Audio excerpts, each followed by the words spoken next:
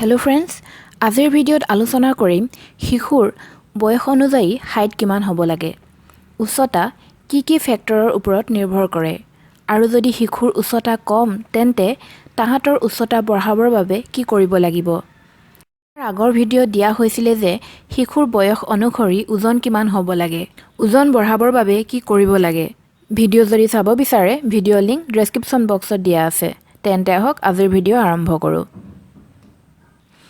শিশুৰ উচ্চতা কি বস্তুৰ ওপৰত নিৰ্ভৰ কৰে। Genetic potential. জেনেটিক পটেনচিয়েল অৰ্থাৎ মাক দেউতাকৰ উচ্চতা যদি বেছি তেন্তে শিশুৰো উচ্চতা বেছি হোৱাৰ সম্ভাৱনা থাকে আৰু যদি মাক দেউতাকৰ উচ্চতা কম তেন্তে সন্তানৰো উচ্চতা কম হোৱাৰ সম্ভাৱনা থাকে।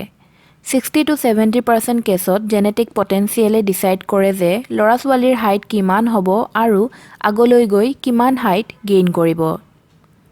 দ্বিতীয়টো হৈছে ডায়েট এণ্ড নিউট্ৰিশ্যন। দ্বিতীয় ফেক্টৰটো বহুত ইম্পৰ্টেণ্ট হয়, যিটো হৈছে নিউট্ৰিশ্যন। নিউট্ৰিশ্যন যদি ভাল হ'ব তেন্তে উচ্চতাও ভাল হ'ব।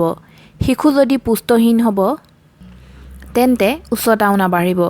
যদি ভাল নিউট্ৰিশ্যন পাব তেন্তে উচ্চতা বাঢ়িব আৰু ভাল নিউট্ৰিশ্যন নাপালে ক'ৰবাত হ'লেও শিশুৰ উচ্চতাত বাধা আহিব।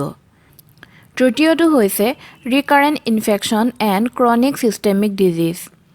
তৃতীয় ফেক্টৰটো হৈছে যদি কিবা ইনফেকশ্যন হৈছিলে, ক্ৰনিক ডিজিজ হৈছিলে। কিছুমান শিশু থাকে যাৰ বাৰে বাৰে ইনফেকশ্যন হৈ থাকে, বাৰে বাৰে নিউমনিয়া হৈ থাকে। কিছুমান বেবী থাকে যাৰ ক্ৰনিক ডিজিজ আছে, যেনে ক্ৰনিক লিভাৰ ডিজিজ আছে, ক্ৰনিক কিডনী ডিজিজ আছে, ক্ৰনিক লাং ডিজিজ আছে বা জন্মৰ পৰাই হাৰ্টৰ প্ৰব্লেম আছে। এইবোৰ কাৰণেও শিশুৰ উচ্চতাত বাধা প্ৰদান কৰে। চতুৰ্থটো হৈছে ফিজিকেল এক্টিভিটি এণ্ড এক্সাৰচাইজ। যিবোৰ শিশু ফিজিকেল এক্টিভিটিবোৰত জড়িত থাকে তেওঁলোকৰ উচ্চতা এক্টিভিটি এক্সাৰচাইজ নকৰা শিশুৰ তুলনাত ভাল হয়। কিছুমান শিশু এনেকুৱা থাকে যাৰ মাক দেউতাকো ওখ হয়, শিশুৰ নিউট্ৰিশ্যন লেভেলো ঠিক আছে, ফিজিকেলি এক্টিভো হয়, তথাপিও শিশুৰ উচ্চতা বঢ়া নাই। এনে ক্ষেত্ৰত শিশুৰ হৰমনেল প্ৰব্লেমো হ'ব পাৰে। যদি বেবীৰ এনে সমস্যা আছে তেন্তে এনে ক্ষেত্ৰত বেবীক ইভালুৱেট কৰাব লাগে আৰু ইভালুৱেট কৰাৰ পাছত বেবীৰ যদি হৰমনেল প্ৰব্লেম ওলাইছে তেন্তে তাক ট্ৰিটমেণ্ট কৰাব লাগে। লগতে যিসকল শিশুৰ জন্মৰ পৰাই উচ্চতা আৰু ওজন কম আছিলে তেওঁলোকৰ ক্ষেত্ৰতো পচিবল হয় যে ডাঙৰ হৈ এটা নৰ্মেল হাইট ৱেইট এচিভ কৰিব নোৱাৰে। সেইসকল বেবীৰ তুলনাত যিসকলে জন্মৰ সময়ত নৰ্মেল হাইট ৱেইট লৈ জন্ম হৈছিলে। এতিয়া জানো আহক কেতিয়া বেবীৰ হাইট মেজাৰ কৰাব লাগে।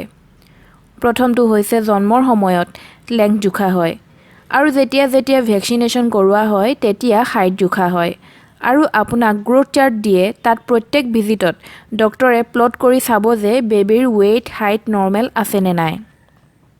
এতিয়া জানো আহক বয়স অনুযায়ী বেবীৰ হাইট কিমান হ'ব লাগে।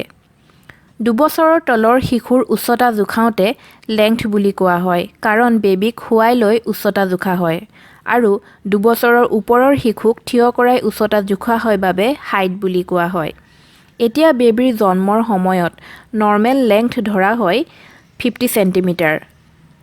3 মাহত বেবীৰ লেংথ হ'বগৈ 60 চেণ্টিমিটাৰ, 6 মাহত হৈ গৈ 65 চেণ্টিমিটাৰ, 9 মাহত 70 চেণ্টিমিটাৰ আৰু এবছৰত লেংথ হ'বগৈ 75 চেণ্টিমিটাৰ। আৰু যেতিয়া বেবী 2 বছৰ হৈ যায় তেতিয়া লেংথ অন এন এভাৰেজ হৈ গৈ 85 চেণ্টিমিটাৰ।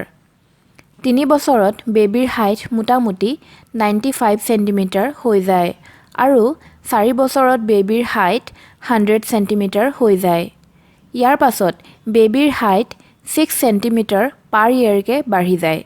যেতিয়ালৈকে বেবীৰ পিউবাৰ্টি আহি নাযায় তেতিয়ালৈকে অন এন এভাৰেজ এইটো স্তৰতে বেবীৰ হাইট বাঢ়ি গৈ থাকে আৰু যেতিয়া পিউবাৰ্টি আহে ছোৱালীসকলৰ সোনকালে আৰু ল'ৰাসকলৰ দেৰিকৈ আহে, য'ত ছোৱালীসকলৰ 9 to 11 ইয়েৰ্ছত আহি যায় আৰু ল'ৰাসকলৰ 10 to 12 ইয়েৰ্ছত আহি যায়।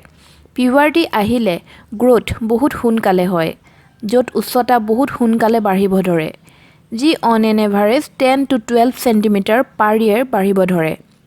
এইদৰে আমি বেবীৰ গ্ৰোথ চাৰ্ট প্লট কৰি গম পাব পাৰোঁ যে শিশু এটা নৰ্মেল হাইট এচিভ কৰিব পাৰিছে নে নাই।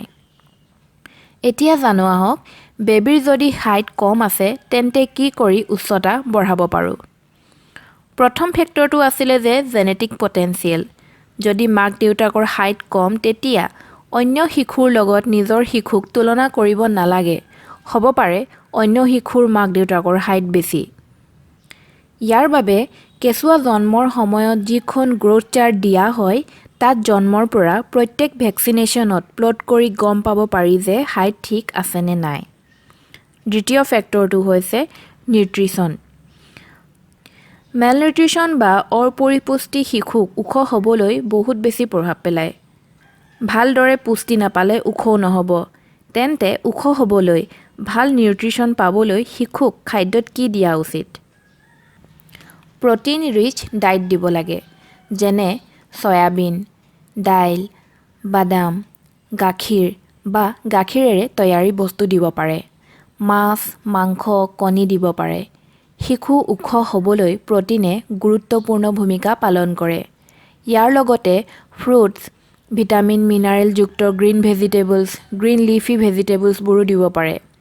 কেলছিয়ামযুক্ত আহাৰ দিব লাগে, গাখীৰ খুৱাবই লাগে। এইবোৰ খাদ্যই ওখ হ'বলৈ বহুত সহায় কৰে। ইয়াৰ পাছতে যিটো ফেক্টৰ আহে ক্ৰনিক ডিজিজ। যিবোৰ শিশু বাৰে বাৰে বেমাৰ হয়, বাৰে বাৰে ইনফেক্ট হয়, তেওঁলোকৰ ক্ষেত্ৰত বেমাৰৰ প্ৰভাৱ উচ্চতা আৰু ওজনৰ ওপৰতে পৰে। তেওঁলোকক ইভালুৱেট কৰাব লাগে। কি কাৰণে বেমাৰ হৈছে, ইনফেক্ট হৈছে ভালকৈ জানি ট্ৰিটমেণ্ট কৰাব লাগে, যাতে ইয়াৰ প্ৰভাৱ ওখ হোৱাৰ ওপৰত নপৰে। ইয়াৰ পাছত আহে ফিজিকেল এক্টিভিটি। যিসকল শিশু খেলা ধূলাত পাৰ্টিচিপেট কৰে তেওঁলোকৰ উচ্চতা ভাল হয়। শিশুক দিনটোত যিকোনো স্পৰ্টছ এক্টিভিটিত 1-2 ঘণ্টাৰ বাবে এংগেজ কৰাব লাগে।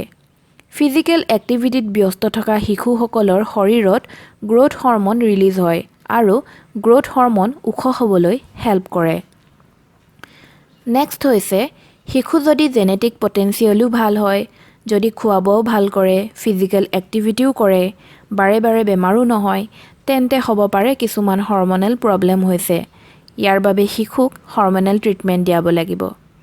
এইবোৰ আছিলে কিছুমান ফেক্টৰ যিবোৰ ওখ হোৱাত বাধা দিয়ে। আজিৰ ভিডিঅ'ত ইমানেই। ভিডিঅ' হেল্পফুল লাগিলে আমাৰ চেনেল ছাবস্ক্ৰাইব কৰিবলৈ পাহৰি নাযাব। ধন্যবাদ।